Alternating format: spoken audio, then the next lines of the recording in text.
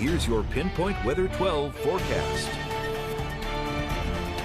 Well, it's a quiet and dry night across our area, but we're going to have some chilly temperatures by the time we get into the overnight hours and into tomorrow morning. They'll be down to the 40s for most of us as we wake up on Thursday. But first, this is Providence. Again, looking okay here. We're dry, we're quiet, and not much in the way of any stormy activity going on.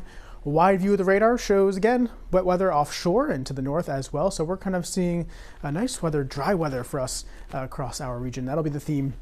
Not only for tonight, but also for Thursday and into Friday. So the end of the work week's looking just fine. Temperatures right now in the 50s across the board for the most part, but Taunton's now down to 50 and even New Bedford 49. So again, those 40s will begin to take over as we go into the later part of the night and into tomorrow morning. So my three key things, the first and foremost one is chilly start Thursday. Mainly dry though for Thursday and Friday before we see some weekend rain coming our way as a coastal storm will be nearby. We'll see more about that in just a second.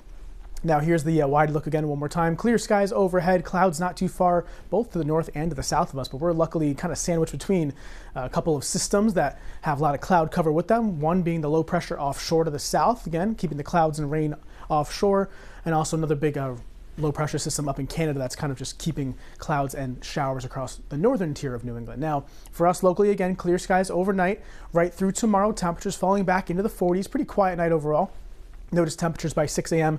generally in the upper 40s to around 50, but some locations may even get a little bit cooler than that as we go into the pre-dawn hours. But again, this time of year, we warm things up very nicely by 10, 11 o'clock in the morning, looking at mid-60s across the board. And by the afternoon, sunshine, upper 60s to even lower 70s in spots. So looking pretty good for the afternoon. If you can get out and have lunch outside maybe tomorrow or have a dinner reservation later on in the evening, here's 7 o'clock.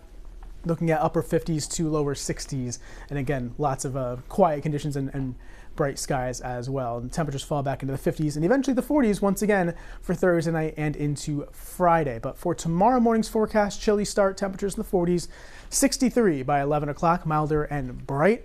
And as we go into the afternoon hours, temperatures topping out upper 60s to around 70 in spots. Maybe someone gets, a couple degrees into the lower 70s, but 0% chance of rain, taking us right into the 5 o'clock hour for later on tomorrow. So here's that weekend system that we've been tracking for the last several days. Low pressure off to the west. This is Saturday, 8 a.m.